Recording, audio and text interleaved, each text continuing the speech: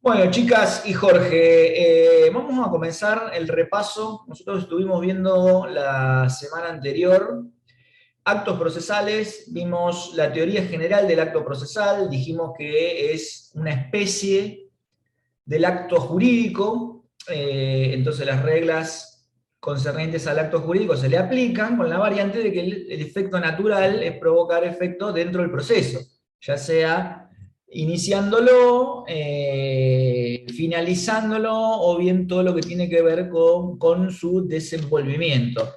A partir de ahí hablamos de los elementos, hablamos de los sujetos, hablamos de la actividad, hablamos de su objeto. Dentro de la actividad hablamos del lugar, tiempo y forma.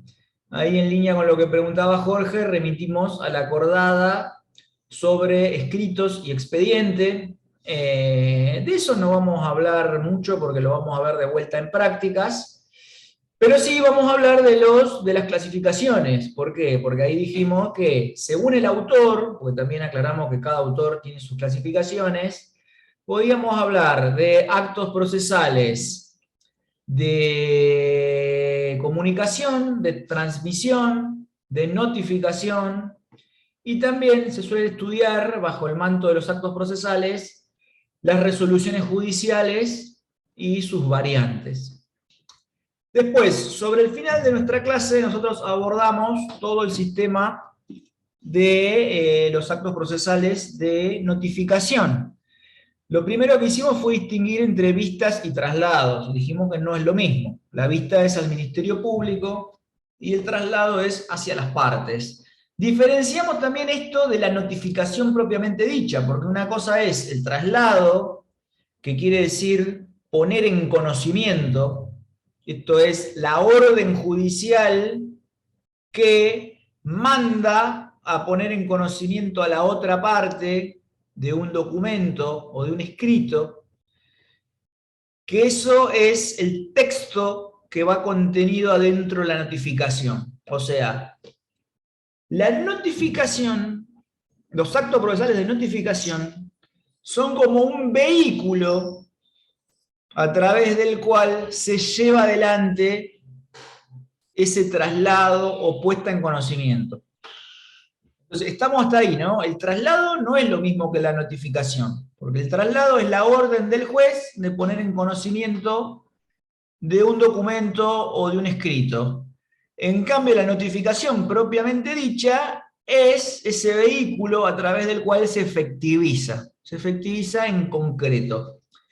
A mí me había quedado pendiente mostrarles cómo es el sistema, porque es muy abstracto, si a uno les habla de todo esto y no se sabe cómo se efectiviza.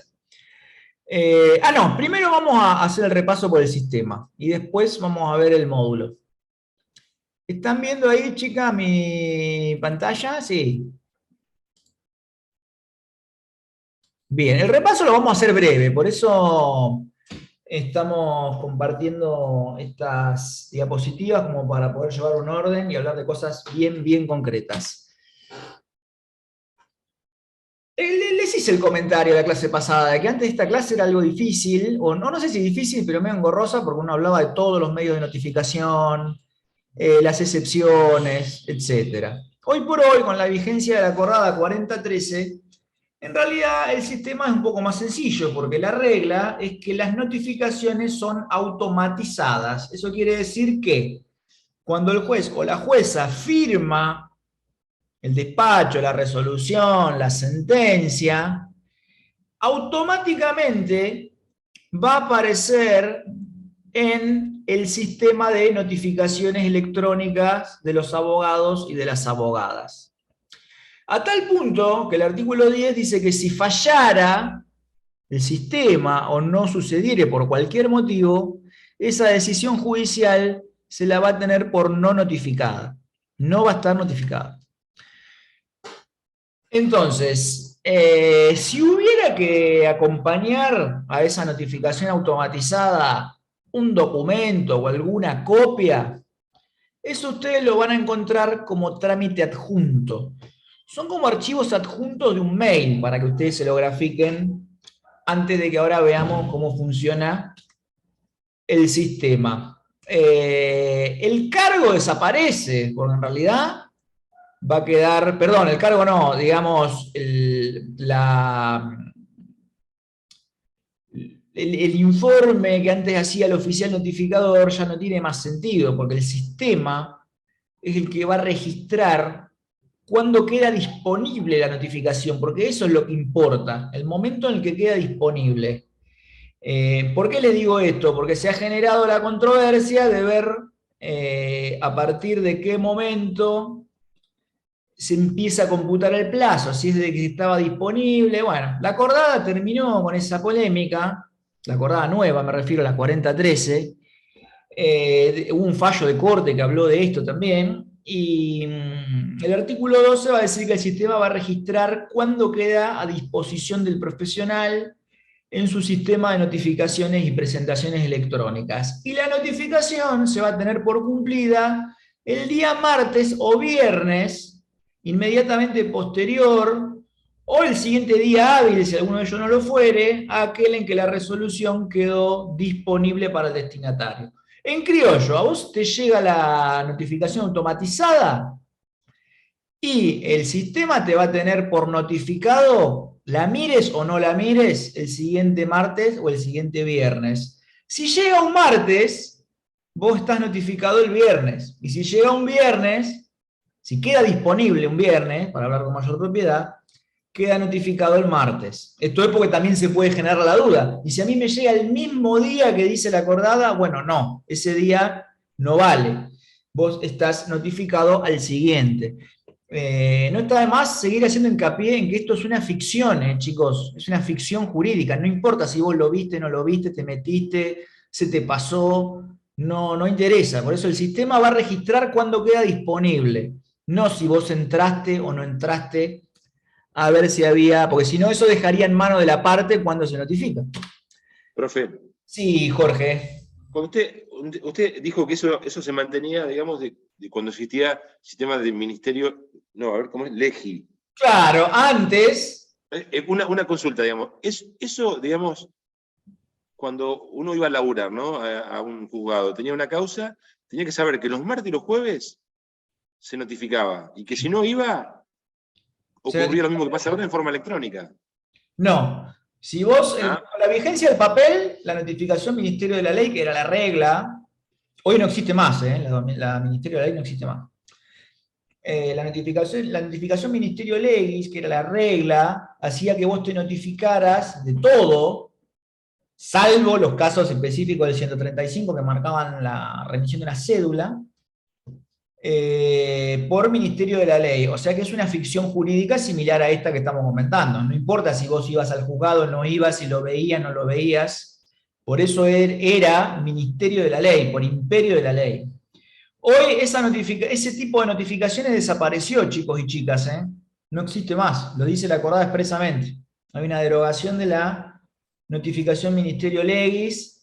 Solamente vive para los casos de rebeldía o incomparecencia.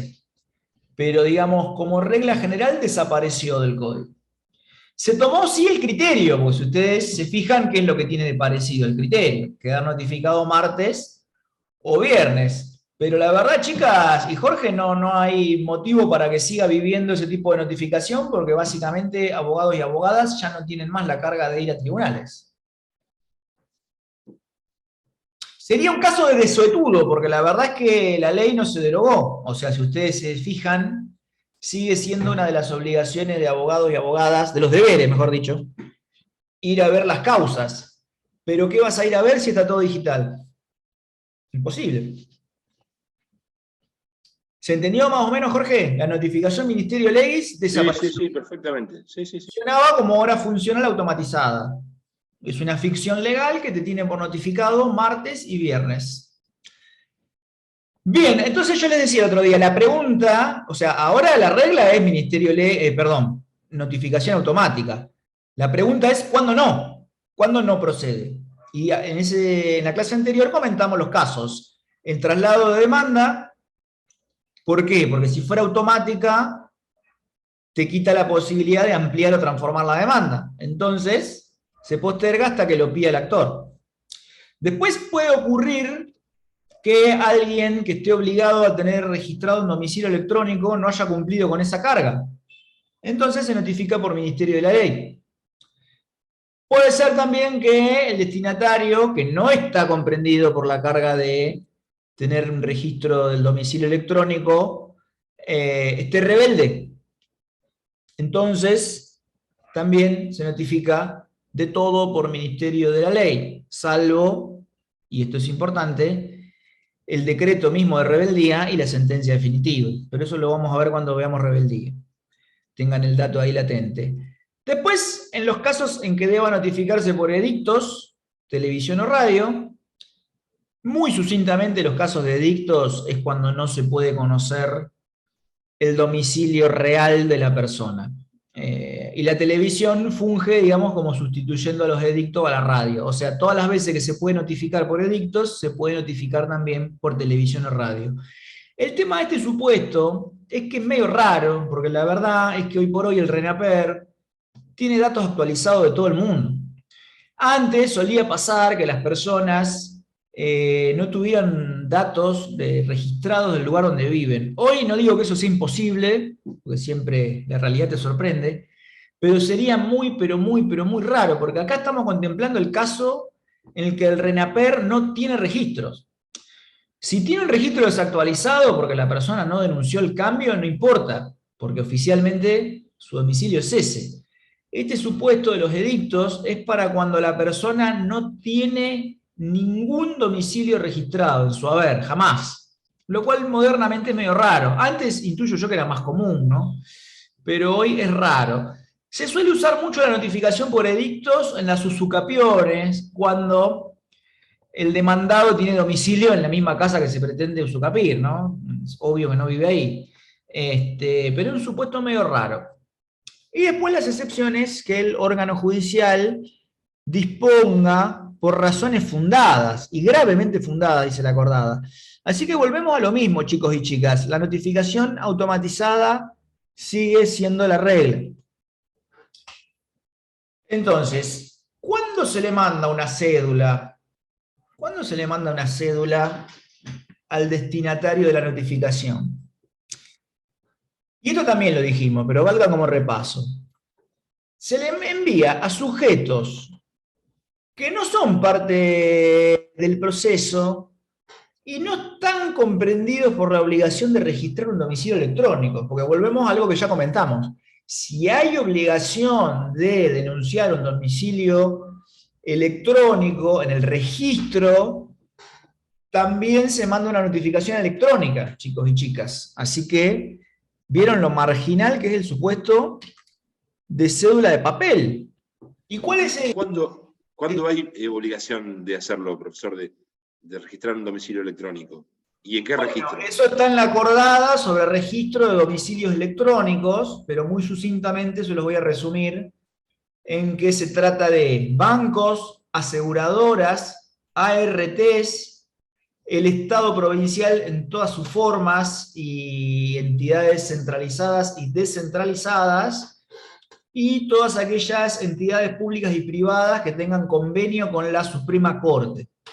Esas son las personas que tienen la obligación de tener un domicilio registrado. Fíjense lo que se simplifica, ¿no? Porque todo lo que es demandas contra el Estado y sus órganos centrales y descentralizados, se notifica todo electrónicamente, y no como antes que debía cursarse una cédula de papel. ¿Qué número de acordada? No me acuerdo, está ahí en el material, Jorge. Listo. Incluso está el título, así que va a estar claro cuál es. En concreto, ¿cuáles serían los casos de notificación por cédula de papel? Y traslado de demanda, cuando hablamos de una persona no obligada a tener un domicilio electrónico registrado. La citación como tercero, también en los casos donde no haya obligación de tener un domicilio registrado. La citación como testigos, el decreto de rebeldía, este ya lo vimos. En familia, la audiencia de etapa previa, porque claro, la parte requerida todavía no está presentada. Y en algunas cautelares. ¿Por qué decimos algunas cautelares? Porque en realidad las medidas cautelares Si ustedes agarran el código, van a ver que se notifican en ocasión de su cumplimiento. Esto quiere decir que la persona primero se entera materialmente y después se la notifica. Pero bueno, el código prevé que en los casos en que esto no sea posible, debe cursarse una notificación por cédula. Y si la parte, digamos, sujeto de la medida cautelar todavía no está presentada, lo más lógico es que se le envíe una cédula de papel. Bien, esto ya es más de la práctica, chicos, pero obviamente que esto se confecciona por el abogado de la parte, ¿no? Que está interesada en notificar. Las copias y documentos se adjuntan en soporte PDF con la leyenda de que ha sido firmado electrónica o digitalmente, más las instrucciones para acceder a los documentos. Y superado el confronte, ese proyecto de cédula es enviado también electrónicamente a la oficina de mandamientos y notificaciones, que la va a imprimir, y un oficial notificador es el que la reparte y después informa el resultado de la diligencia. O sea, celebra un acta, redacta un acta, donde dice si el requerido fue encontrado o no, o si vive ahí o no, o si los vecinos comentaron si ese es el domicilio, en caso de que no lo encuentre. Eso es algo que hacen y siguen haciendo todavía los oficiales notificadores cuando hay caso de cédula en papel.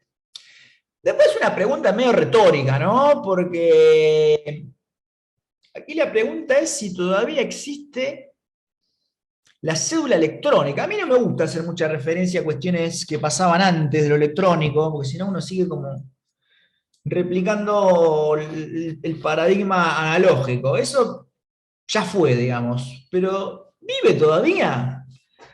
El supuesto práctico sería el siguiente. Hay algunos traslados o bien citaciones donde el juez o la jueza no hace de oficio la notificación automatizada.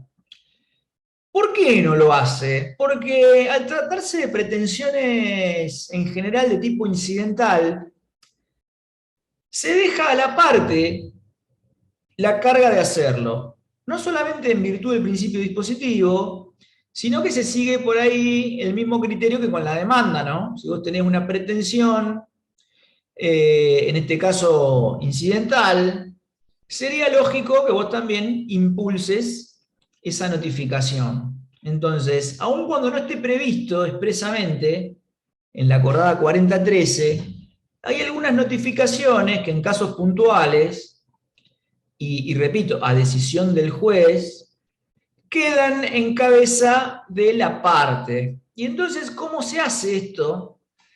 Se confecciona una cédula electrónica, o sea, en este caso lo hace el abogado o la abogada, acompañando las copias que eventualmente se quieran poner en conocimiento de la otra parte en soporte PDF. Una vez más, si el confronte es superado, la cédula, entre comillas, se libera y va a parar hacia el domicilio electrónico del destinatario. Confronte es el control que hace el juzgado respecto de la corrección de la cédula o del oficio. Si está bien hecho, supera ese confronte y se gira electrónicamente la cédula hacia el domicilio electrónico del destinatario. Así que dicho esto, y yo sé que guarda un grado de abstracción muy grande, vamos a pasar a ver el módulo de presentaciones electrónicas para que ustedes puedan darse una idea de cómo funciona esto en términos prácticos. Así que ahí les voy a compartir pantalla. A ver.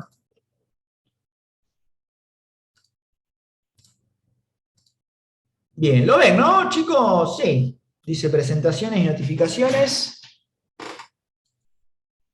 A ver, vamos a entrar. ¿Ese cuadrito lo ven o aparece una cosa gris? Se ve, profe. Ah, bien. Ahí uno selecciona la firma digital. Yo tengo dos porque también soy abogado del Defensor del Pueblo, entonces tengo dos firmas, una que es la digital y una electrónica que uso para la defensoría. Selecciono la mía, ingresamos la contraseña del token.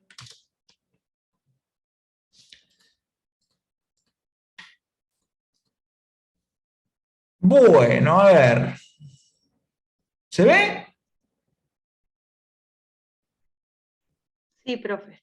Bien, esas son presentaciones. ¿Ven que dice acá arriba?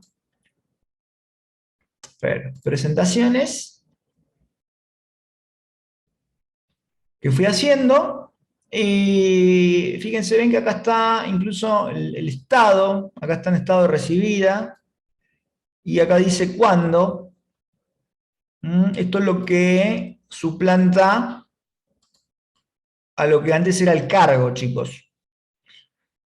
Y después, en lo que hacen las notificaciones, también hay otro apartado para notificaciones, donde aparecen todas las resoluciones, ya sea simples, interlocutorias o definitivas, que se fueron sucediendo. Vamos a amplificar un poco los parámetros de búsqueda.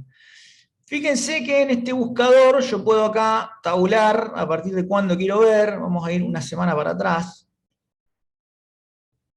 A ver. Bien. Ven, acá aparecen todas. Fíjense, acá tenemos una interlocutoria. Esto es una providencia simple. Otra providencia simple. Acá definitiva no tengo ninguna. Pero fíjense cómo todo se notifica de la misma manera. Acá tenemos una providencia simple, queda igualada a una interlocutoria. Entonces así se ve. Ya no llegan más cédulas electrónicas como antes, salvo este supuesto que comentamos recién. A ver, abramos una providencia simple como esta. Ven que la acordada dice, va a tener constancia de cuándo quedó disponible para el profesional. Acá dice. Esta notificación quedó disponible el 29 de septiembre a las 15:51. No lo van a ver, yo voy a abrir aquí mi calendario. El 29 fue jueves, así que yo quedé notificado el viernes. En este caso no hay ningún plazo para cumplir ninguna carga, pero digamos, se empezaría a contar a partir del lunes, cualquier plazo. Fíjense, típica providencia simple, líbrese, nuevo oficio, a los mismos fines y efectos que el anterior. Y tiene la firma de la jueza que aclara que ha sido en forma digital. Vamos a abrir otra. A ver, alguna sencilla de entender. Esta. Además de dar la disponibilidad, fíjense que tiene todos los datos de la causa. Por eso es que la cédula ya no tiene mucho sentido. Por eso decimos, es un paradigma del papel, la cédula. Cédula a mí me denota papel, porque cédula digital es como decir el caballo blanco-negro. ¿Es blanco o es negro? Si es electrónica, todos los datos que contenía una cédula están acá, fíjense. Aparece el firmante, aparece el juzgado, aparece la carátula, aparece el número de causa que le asignó el juzgado, aparece el tipo de resolución, aparecen los domicilios, destinatarios me refiero, ¿no? Aparece la fecha, las firmas digitales, así que la cédula no tiene razón de ser en un paradigma digital. La que comentamos recién es como una rémora, un vestigio del pasado que nos sigue persiguiendo. Pero fíjense cómo directamente lo que vos ves es el despacho. Y obviamente la firma del juez que aclara que ha sido digitalmente impuesto. ¿Se entendió, chicos, más o menos cómo es la dinámica del sistema?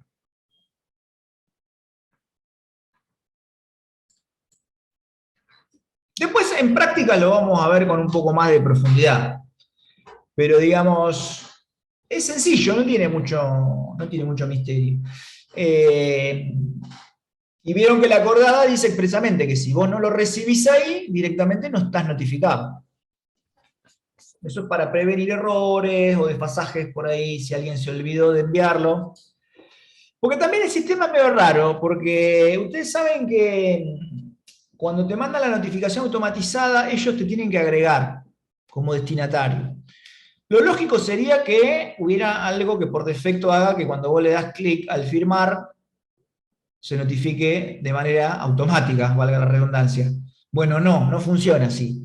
Entonces podría pasar que cuando lo firman se olviden de agregar tu domicilio y a vos no te llegue. Entonces por eso la acordada aclara, si no te notificaron automatizadamente, no estás notificado. Y eso previene cualquier tipo de problemas vinculados a errores. Bien, hasta acá estamos. Un repaso medio largo, pero creo que tuvimos un pantallazo general del sistema de notificaciones procesales, tal como viene planteado después de la acordada 4013. Insisto en una idea. El código, si quieren, lo dejan para después y estudian la 4013, porque si no van a tener que, si hicieran al revés, van a leer el código y después se van a encontrar con otra cosa completamente diferente y van a tener que desarmar lo que ustedes aprendieron del código para aprender la 4013. Entonces yo prefiero que ustedes lean la 4013 y después de entenderla y bien, fíjense en el código y ustedes mismos se van a ir dando cuenta qué es lo que está vigente y qué es lo que no. Porque la verdad que no hay una derogación expresa, no hay una ley que haya derogado los artículos que hablan de notificaciones. Sería un caso de suetudo. Bien, entonces sigamos adelante.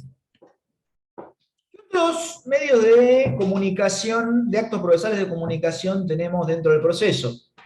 Tenemos los oficios y tenemos los exhortos.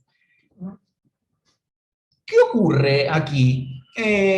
Las notificaciones funcionan dentro de los sujetos que están vinculados al proceso. ¿Qué quiero decir? Entre partes hay notificaciones. Si tiene que venir un testigo, hay notificación. El tercero es notificado. Ahora, cuando hablamos de personas, ya sea públicas, privadas, o personas físicas o personas jurídicas, de cualquier tipo, que no están vinculadas al proceso, lo que se hace es cursársele un oficio. Entonces, parece lo mismo, pero no es lo mismo. Las notificaciones circulan entre los sujetos procesales, sus auxiliares y eventualmente testigos. Ahora bien, para las personas que son ajenas al proceso, se cursan oficios. Para bajarlo un poco más a la tierra y que ustedes lo puedan entender. El juzgado se comunica con el exterior a partir de oficios. Imagínense que es un órgano, es un ente ideal, si se quiere. El juzgado no te puede llamar por teléfono o mandarte un mensajito privado de Instagram. No, o por lo menos no por regla. En pandemia se ha visto que sí, que te llaman o que te mandan WhatsApp. Bueno, son mecanismos extraordinarios para practicar notificaciones, propio de la urgencia de esa situación. Pero digamos que durante la vigencia de la normalidad, el juzgado no te va a ni llamar por teléfono, salvo que sea algo muy, muy, muy urgente, ni te va a mandar un WhatsApp a nadie, ni mucho menos una comunicación mediante una red social. Insisto, sin perjuicio de los casos que ustedes hayan visto en la pandemia, que varios salieron en los medios. Entonces, ¿cómo se comunica con el exterior el juzgado? A través de oficios. Entonces los oficios sirven para requerir o comunicar algo. Algo que, cualquier cosa. Imagínense que si el juez solicita información, lo hace a través de un oficio de carácter informativo. Si requiere documentación, la pide a través de un oficio. Si está requiriendo una causa penal como medio de prueba, al fiscal le manda un oficio. si necesita comunicarse con el gobernador de la República, con el gobernador de la provincia y hacerle un pedido de algo, le manda un oficio. O sea, esa es la manera que tiene el juzgado de comunicarse con las personas que son ajenas al proceso. Hay de varios tipos. Yo acá no me voy a meter muy finamente porque es algo más de las prácticas. Pero sí podemos decir que hay de dos clases. Muy a grandes rasgos, ¿no?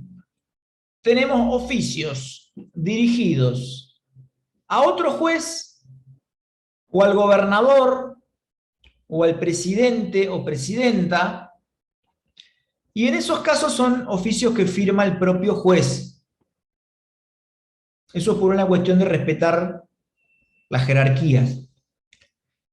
En los demás casos, esos son oficios que están firmados por el secretario.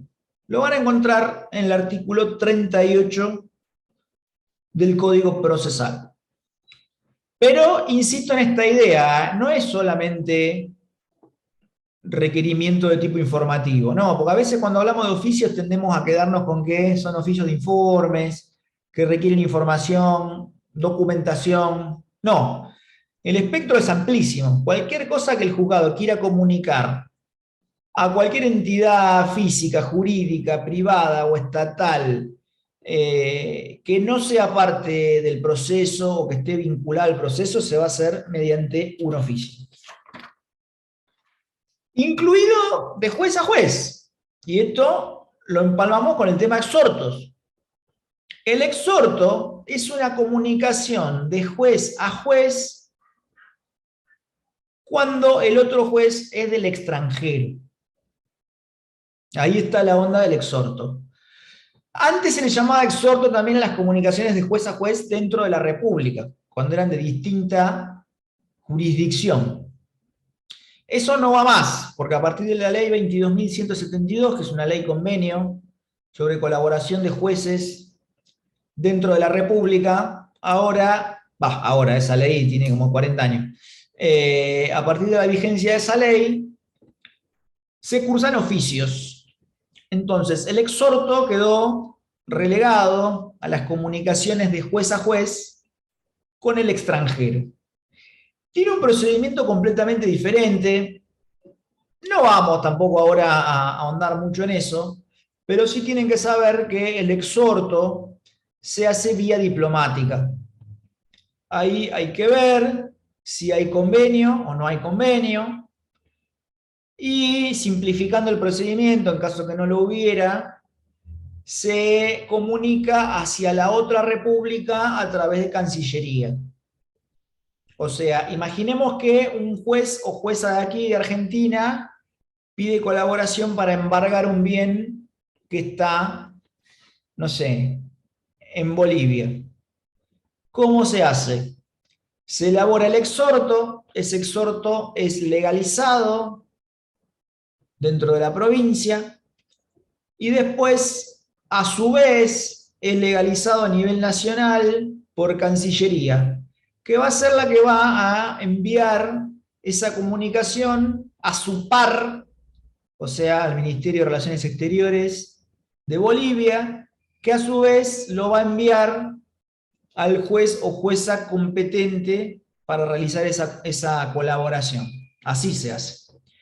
Se habla de colaboración porque el juez o jueza del exterior en realidad no está obligado a acatar esa disposición de carácter local, salvo que haya algún tipo de convenio. Esto está claro, ¿no? Por eso yo hice la salvedad al comienzo. Hay que ver primero si hay convenio. Después hay que ver si está dentro de la Haya o no. Pero en caso de que no esté, el procedimiento es ese, es vía diplomática. Se hace todo el caminito hasta Cancillería y de Cancillería va hacia el otro país que a su vez lo circula al juez que por competencia y grado tenga que hacer esa colaboración con los jueces de la República. Bien, hasta acá estamos, ¿se entendió? ¿Preguntas? ¿Consultas?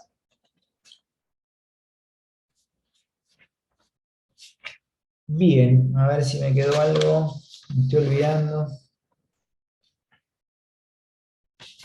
No, estamos bien. Sigamos adelante. Nos queda por ver entonces el tema resoluciones judiciales, que dentro de las clasificaciones que nosotros vimos sería, digamos, el último tema. Bien, si ustedes agarran el código, van a encontrar que se habla de 3 tipos de decisiones judiciales o de resoluciones judiciales. Muy simplificadamente este esquema, ya vamos a ver por qué digo muy simplificadamente, se resume en 3 grandes grupos. Las providencias simples del artículo 160, las resoluciones interlocutorias del artículo 161 del Código Procesal y la sentencia definitiva del artículo 163. Repito, providencias simples, resoluciones interlocutorias y la famosa sentencia definitiva. 161, 160, 161 y 163 de nuestro Código Procesal. Les decía, ¿por qué es muy simplificado este régimen? Porque vamos a ver que hay algunos formatos que son medio híbridos, ¿no? Porque las providencias simples, a veces lo que ocurre es que las providencias simples podrían dividirse a su vez entre las que causan un gravamen irreparable y las que no. Después, dentro de las sentencias de tipo, las resoluciones interlocutorias, a su vez, tendríamos que ver cuáles son interlocutorias propiamente dichas y cuáles son asimilables a definitiva, porque vamos a ver que hay sentencias interlocutorias que terminan el proceso, o que te dejan afuera del proceso, que para la parte de eso es lo mismo que una definitiva, porque ya está, dormiste afuera. Después existen sentencias de carácter homologatorio, que esas son las del artículo 162, que son las que, entre comillas, aprueban los convenios que hacen las partes, y esas tienen una naturaleza ambivalente, porque puede ser que tengan forma de providencia simple, o bien que tengan forma de interlocutorio. Ya vamos a ver cuándo. Pero les adelanto que si aprueba el convenio tiene una forma y si lo rechaza tiene otra. Pero no es una nueva clasificación la homologatoria. En realidad puede tener forma de providencia simple o puede tener forma de interlocutoria. Si la aprueba tiene forma de providencia simple y si la rechaza suele decir por qué. Entonces tiene forma de interlocutoria. Finalmente, hay algunas que su naturaleza está media discutida, como por ejemplo las sentencias que hacen lugar o que rechazan una medida cautelar. ¿Por qué digo esto? Porque si uno lee una sentencia cautelar, puede ser que se encuentre con 2 formas. Una es la de la providencia simple y la otra es de tipo interlocutorio. El gran tema, es que si nosotros vemos la definición de sentencia interlocutoria, dice que se van a dictar previo traslado. Y en las cautelares no hay traslado. Entonces, es como una suerte de interlocutoria sui generis, por decirlo de algún modo. Pero no me quiero adelantar. Después tenemos la sentencia definitiva, que es la más fácil de reconocer, ¿no, chicas? La sentencia definitiva es la que dirime la controversia y dice quién ganó y quién perdió. Así de corto. Entonces, esas suelen tener mayores dificultades. Después vamos a ver que la firmeza es otra cosa. Vos podés tener una sentencia definitiva que no esté firme, pero es otra cosa. No los quiero abrumar en la introducción. Volvamos al principio. Dijimos que nuestro código contempla providencias simples, resoluciones interlocutorias y sentencia definitiva. Bueno, ¿Cuáles son las simples? Las simples son las que le suelen llamar de trámite. Son las que tienden a que el proceso se desenvuelva. Tienen que ver con la gestión de la causa. Por ejemplo, nosotros cuando abrimos el módulo de presentaciones electrónicas, la primera que vimos es una providencia simple. ¿Se acuerdan? Que decía, bueno, líbrese el oficio peticionado a los mismos fines y efectos que el anterior. Esa es una típica providencia simple. Fíjense que en este caso los parámetros que mencionamos se cumplen, ¿no? Tiene que ver con la gestión del proceso, tiene que ver con su desenvolvimiento. En el segundo caso que vimos, también era algo vinculado a la reprogramación de una pericia. Lo mismo, fíjense que no hay, digamos, una decisión sobre algún tipo de controversia, principal o incidental. No, era un acto de gestión. Decía algo así como que, atento a lo informado por el perito, reprográmase la audiencia, la vista médica para una semana después. Notifíquese y hágase saber. Entonces, una vez más, tienen que ver con el desenvolvimiento, con el desarrollo, con la gestión del proceso. Una aclaración que por ahí les va a servir, sobre todo por la confusión terminológica. Un sinónimo de providencia simple es la palabra despacho. Si prestaron atención, yo varias veces usé la palabra despacho. Fíjense lo gráfico que es, ¿no? El término despacho. Porque ya esa palabra como que denota la idea de que tiene que ver con la gestión del proceso, con el desenvolvimiento. No es casual ese término. Despacho, se suele decir. Y el despacho de tal día. Oh, ¿viste lo que despachó el juez? Es un sinónimo de providencia simple. Otro sinónimo de providencia simple es la voz auto. ¿Lo escucharon o lo leyeron en algún lado? Auto. Bueno, ese término usado en singular, es un sinónimo de providencia simple. Y usado en plural es un sinónimo de expediente. Cuando ustedes lean autos con S, en plural, es un sinónimo del expediente, de las actuaciones. Y auto en singular es un sinónimo de despacho. Por eso, algunos autos que son famosos, ¿no? El auto de apertura a prueba. Típica providencia simple, no es interlocutoria, aunque sea larga, porque a veces se presta a la confusión la extensión. Por ejemplo, miren esto como son ejemplos cabales de lo que queremos significar. El auto de apertura a prueba suele ser bastante extenso, porque ¿qué hace? Dice, bueno, atento que hay una controversia, ábrase la causa prueba, bla, bla, bla. Y después, si el proceso es sumario, va a empezar a describir los medios ofrecidos por cada una de las partes. Y después va a enunciar cuáles se van a producir durante el periodo probatorio y cuáles no. Entonces, porta cierta extensión, capaz que tiene 2 o 3 carillas. Y eso induce a la confusión. Uno cuando ve que es una resolución larga, uno piensa, ¿y esto será interlocutoria o simple? Bueno, el auto de apertura a prueba es una providencia simple, por eso se llama auto. Lo mismo que el primer despacho. Fíjense cómo también aparece esta palabra, despacho.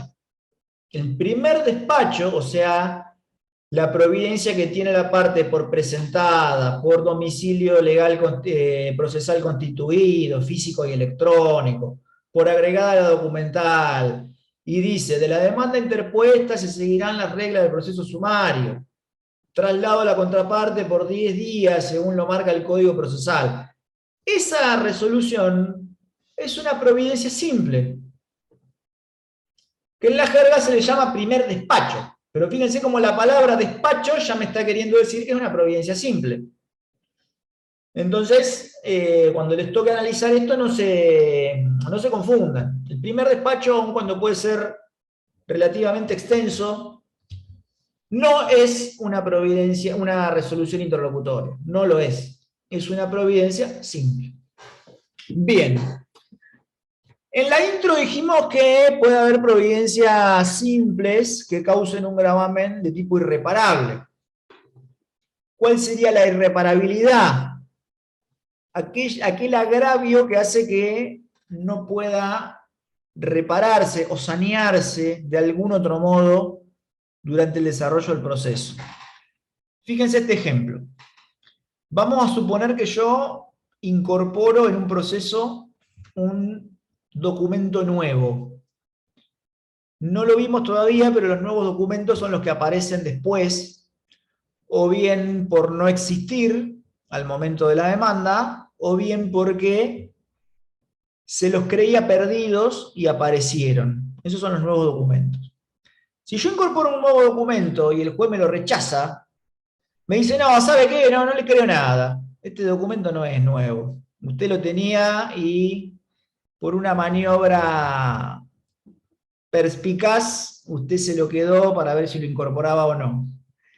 Ese rechazo, si se quiere, in limine del documento, sería una providencia simple y a mí ciertamente me causaría un perjuicio que no es susceptible de reparación ulterior.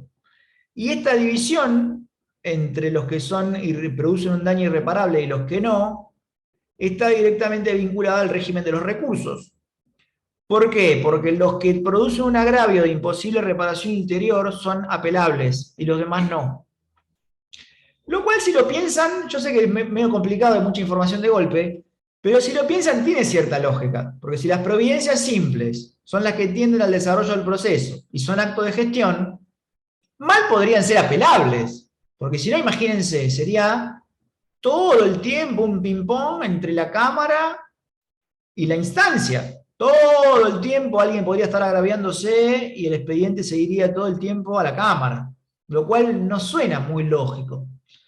Entonces el código hace esa discriminación. Si te va a producir un perjuicio irreparable, es apelable. Y si no, no.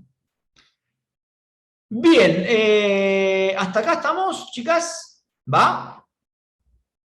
Bien, providencias simples son las que tienden al desenvolvimiento del proceso. Son tradicionalmente de gestión, no importa la extensión, sino lo que importa es su carácter de desenvolvimiento del proceso. Y sus sinónimos son despacho o auto.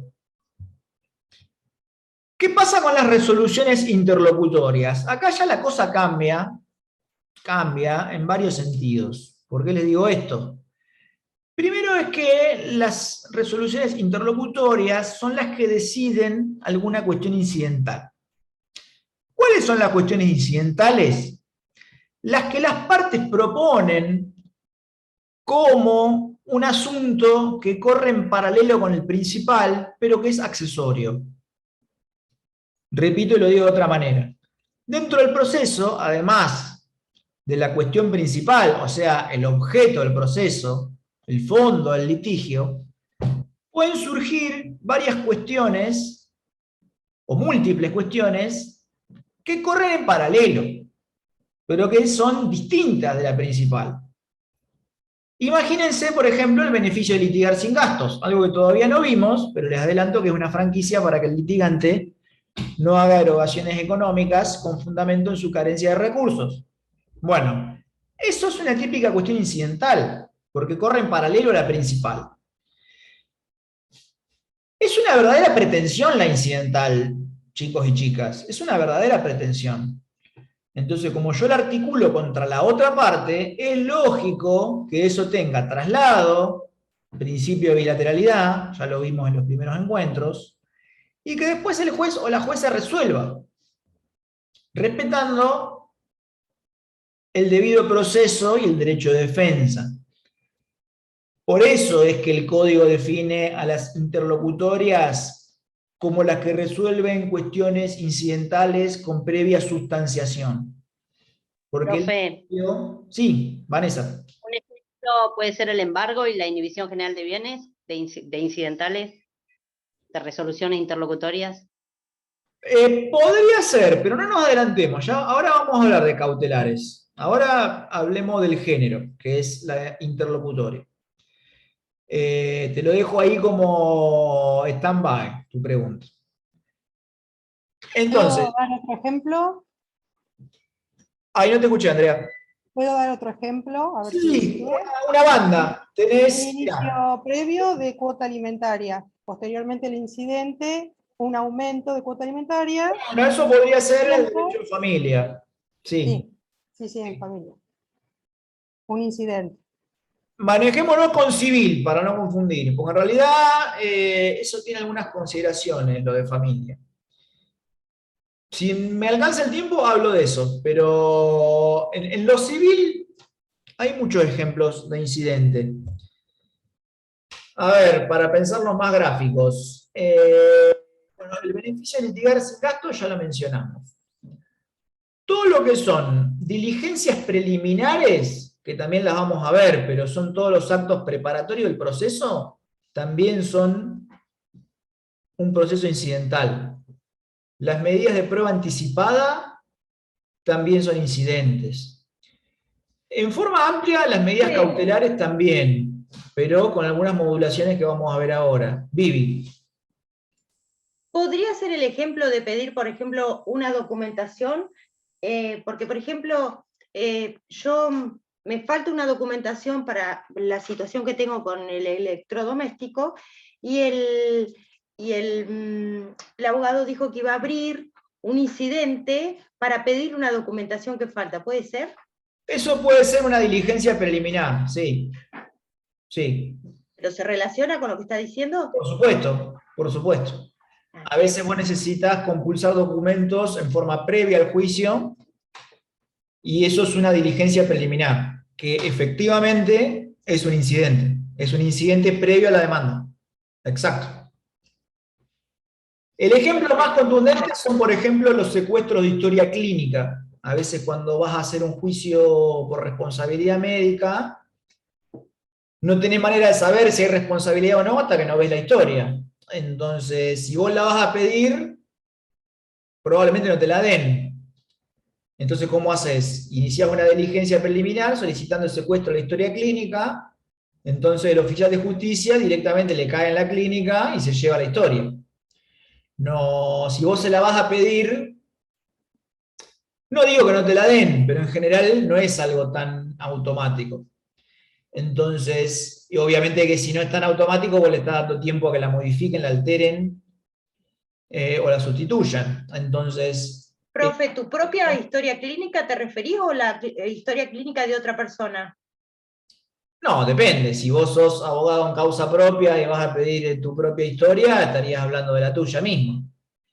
Ahora, en la generalidad de los casos, es para un cliente. Claro, porque si fuera para la tuya, la propia, no te la tendrían por qué negar.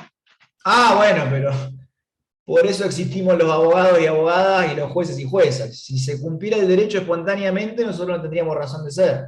Sí, no debieran. No debieran. Pero la verdad que no te la dan.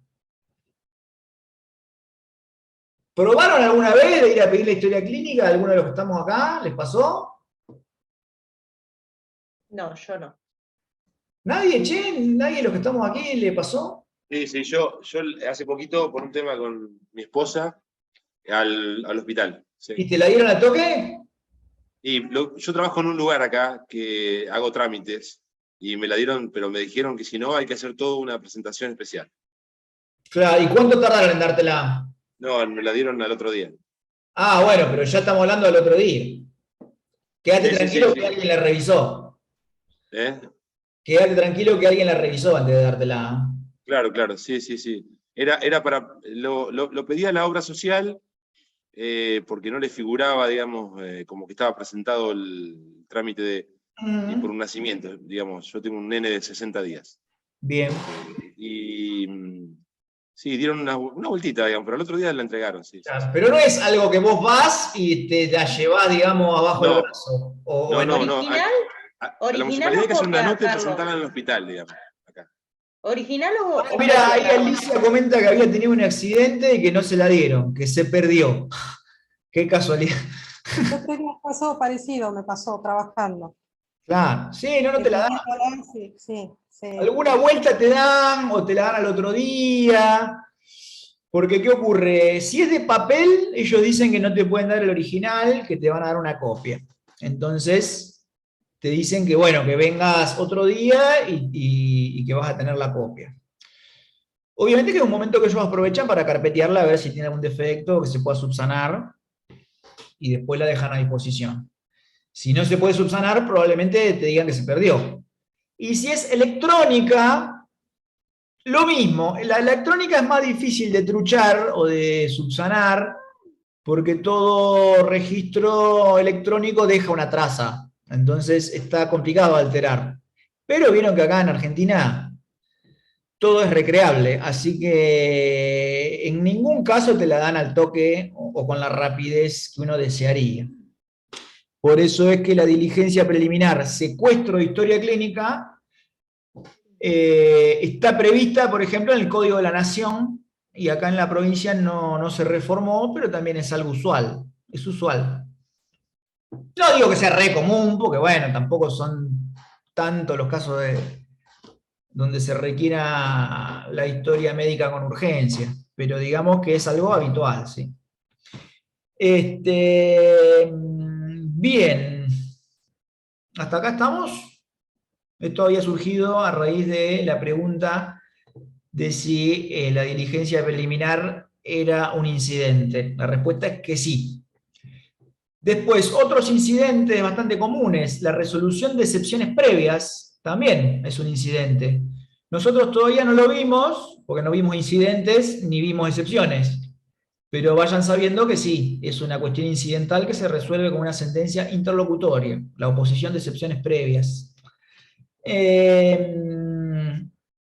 Después hay más. Yo ahora no los quiero abrumar mucho porque vamos a tener una clase que hable de incidentes, así que vamos a seguir hablando ahí. Pero valga como ejemplo todo esto que fuimos dando, que son bastante gráficos. Repito, beneficio de litigar sin gastos, prueba anticipada, diligencias preliminares, resolución de excepciones previas, algunas veces las cautelares. Bien. ¿Los incidentes de las defensas, Guillermo? No No. escuché. ¿Los incidentes son las defensas? No. No. Ah, No. Las defensas son las excepciones. Ahora, la resolución de las excepciones previas sí son un incidente. O sea que podríamos decir que la resolución de excepciones previas es una especie del género incidentes. Las excepciones de previo y especial pronunciamiento son aquellas defensas que el demandado articula y que se pueden resolver antes de abrir la causa a prueba. Por eso se llaman de previo y especial pronunciamiento. Existen por economía procesal, porque si no existieran, debiera transitar todo el proceso de conocimiento civil hasta que el juez resuelva esa defensa, si es procedente o no. En cambio, el legislador seleccionó algunas, no son más de 9, si no me falla la memoria, para ser resueltas antes de abrir la causa a prueba. Esas defensas previas, el juez las resuelve y lo hace mediante una sentencia de carácter interlocutorio. Y me meto ya de lleno en medidas cautelares. Yo les había dicho que era un ejemplo o una raza media polémica, ¿no? Porque de movida, según el tipo de medida cautelar, va a ser su forma, digamos, de expresarse. Cuando hablamos de medidas cautelares de corte clásico, como por ejemplo el embargo o la inhibición general de bienes, su manera de redacción en general tiene la forma de providencia simple. En general adoptan la forma de providencia simple. ¿Por qué les digo esto? Porque suele tener una redacción que diga algo así como habiendo sido notificada la liquidación de foja tal, habiendo sido aprobada a foja tal, y habiendo sido intimado para el pago a foja tal, y habiendo transcurrido el plazo de 5 días que marca el Código Procesal, y no habiendo constancia de pago, y habiendo solicitado a la parte actora el embargo de los bienes fulano de tal, y habiendo denunciado como tal el auto patente LWG número tal, trábase embargo hasta la suma de tantos pesos en concepto de capital, más un 20% en concepto de costas y honorarios. Es el típico despacho de embargo. No es muy difícil entrever que tiene forma de providencia simple. Lo mismo suele ocurrir con la inhibición general de bienes, dice también algo parecido, pero en otros términos, ¿no? No habiendo abonado, digamos, la deuda y surgiendo de los informes que no existen bienes registrados, decrétase la inhibición general de los bienes de fulanito de tal. Providencias simples, ambas. Ahora, hay otro tipo de medidas cautelares, un poco más modernas, si se quiere. Digo más modernas porque la doctrina como que tardó un poco en aceptar que eran medidas cautelares. Y me refiero a las que suelen conocerse como medidas cautelares materiales. Y acá estamos hablando de las medidas de tipo innovativo, o sea, las que ordenan modificar algo de la realidad, o bien de las que llaman medidas de adelanto de tutela, o tutela anticipada. De esto vamos a hablar en profundidad en otra clase, o sea que no los quiero sobrecargar de contenido, pero hagamos un breve repaso. Las medidas cautelares de corte clásico, embargo, inhibición general, secuestro, suelen tener forma de providencia simple. Y las más modernas, entre comillas, como por ejemplo la medida innovativa y las que implican algún adelanto de la tutela, esas tienen forma de resolución interlocutoria. Les explico por qué. Les decía que este tipo de medidas cautelares más modernas, la doctrina las llama medidas cautelares materiales. Bueno, ¿por qué la doctrina tardó un poco en aceptar este tipo de medidas? Esto es porque la doctrina clásica, por eso yo dije cautelares clásicas cuando hice referencia al embargo y a la inhibición, la doctrina clásica suele respetar a rajatabla los principios de las medidas cautelares tal como surgieron, ¿no?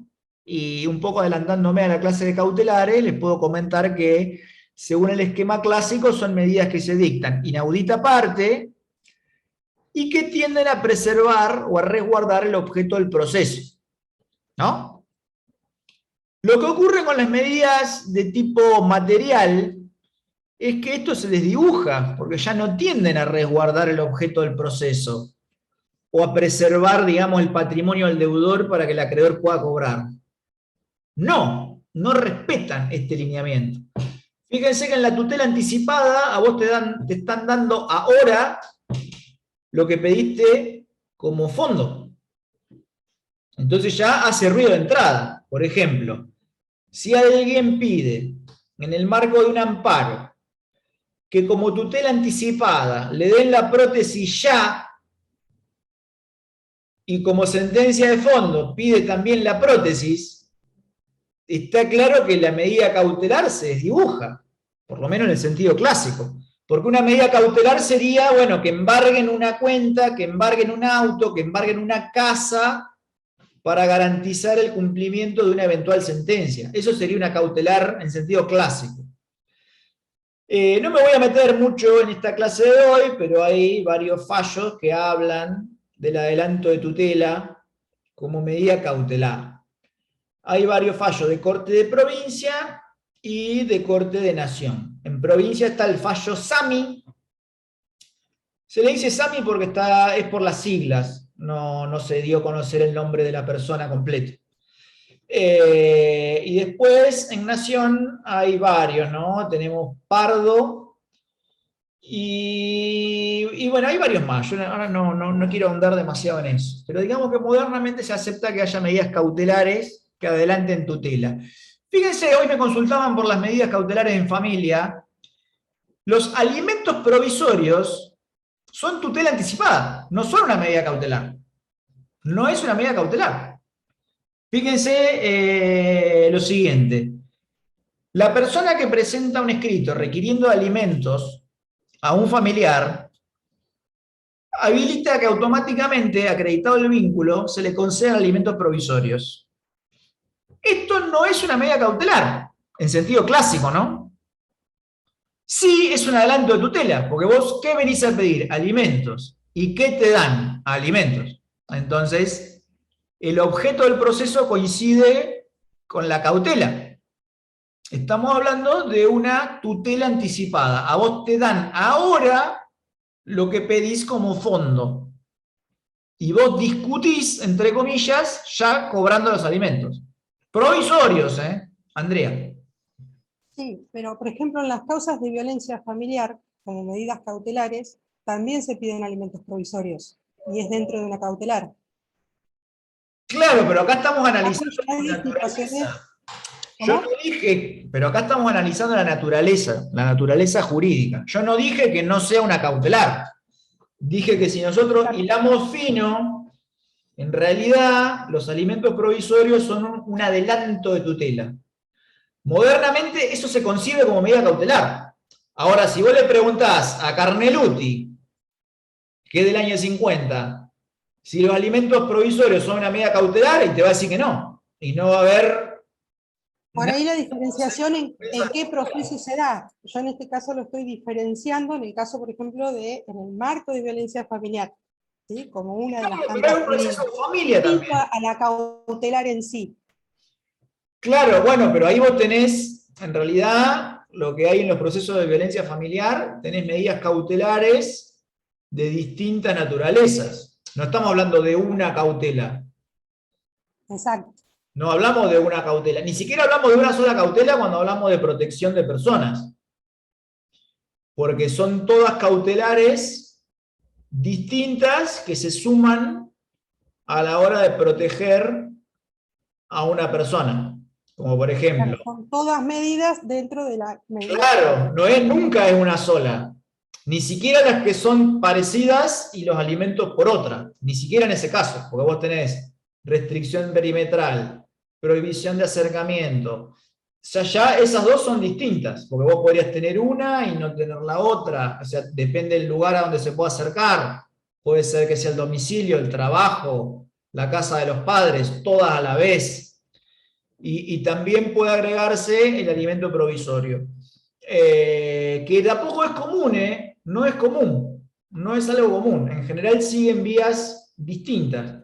Las vías de fondo. Claro, siguen vías distintas. Entonces, lo mismo que los regímenes de comunicación o parentalidad. Si bien la ley lo prevé como provisorio, en general siguen vías diferentes. Pero sí, está buena la consulta por ese tema. Porque fíjate vos que estas medidas que nosotros acabamos de nombrar tampoco serían cautelares en sentido clásico, son cautelares modernas. Innovadoras, claro. Porque si analizás su naturaleza, ahí hay de varios tipos. Por ejemplo, la restricción perimetral es una prohibición de innovar, sería. ¿Qué se hace? Se prohíbe que alguien haga algo. Y si manda a hacer, sería una medida innovativa. Y los alimentos provisorios son una tutela anticipada. Eso hoy se lo concibe como medida cautelar, a todas esas. Pero el régimen clásico no. Ahora bien, fíjate vos que todas estas, que nosotros podríamos caratular de modernas, aunque no son tan modernas, pues ya hace varios años que se las acepta como cautelar. No sé quiénes fueron los primeros autores, pero estoy seguro que De Lázari, en su famoso tratado de las medidas cautelares, él ya decía que eran cautelares, y un libro que tiene cierta data. Debe tener por lo menos como 20 años el libro de Lázari, y ya era algo aceptado. Entonces, en este tipo de medidas, la resolución tiene forma de interlocutoria, chicas. tiene forma interlocutoria. ¿Por qué? Porque primero detalla los antecedentes, después da los fundamentos y después da la resolución. Ese es el típico esquema de una resolución interlocutoria, que es el mismo esquema de la definitiva. Lo que pasa es que en la definitiva se resuelve el fondo de la cuestión, y en la interlocutoria las cuestiones que son conexas, accesorias o paralelas a la principal. Ahí está la clave. Jorge. Y en estas medidas cautelares innovativas, por ejemplo, yo pensaba en un caso que he conocido de personas que han, contra una empresa de salud, han solicitado una prótesis o lo que sea. ¿Eso alguna vez se resuelve el fondo o eso queda ahí, lo archivan? Y depende, en la mayoría de los casos no, Jorge, porque una vez que la parte obtuvo el objeto de la pretensión, Y la medicación, eso es re común, digamos, ¿verdad? a veces lo dejan, digamos, lo dejan así y ya está. Ok. Distinto el caso en que, porque ¿qué pasa? En los amparos de salud, en general, cuando pierde, digamos, la clínica, el hospital, la obra social, también pagan honorarios. Entonces, ahí es donde los abogados lo terminan para que haya regulación e imposición de costas y se lo puedan cobrar a la obra social. Entonces, en esos casos sí lo terminan. Pero si no, digamos, si eso se arregló de otra manera, el tema honorarios, muy probablemente con la cautelar se agota el objeto y ya, digamos, muere así. Bueno, chicas y Jorge, en este caso, en estos casos, tiene forma interlocutoria, pero como les decía en la introducción, es una interlocutoria medio anómala, porque no tiene traslado, no tiene la previa sustanciación, como dice el código. Se resuelve en inaudita parte, como marca la naturaleza de las medidas cautelares, sin preguntarle. Primero se resuelve y después se lo pone en conocimiento al cautelado. Entonces, es una interlocutoria, si ustedes me preguntan a mí, mi opinión personal, la resolución de medidas cautelares de tipo material es interlocutoria. Pero anómala, le falta traslado. Bueno, creo que hasta aquí llegamos con los contenidos de hoy. ¿Quedó alguna pregunta, alguna duda?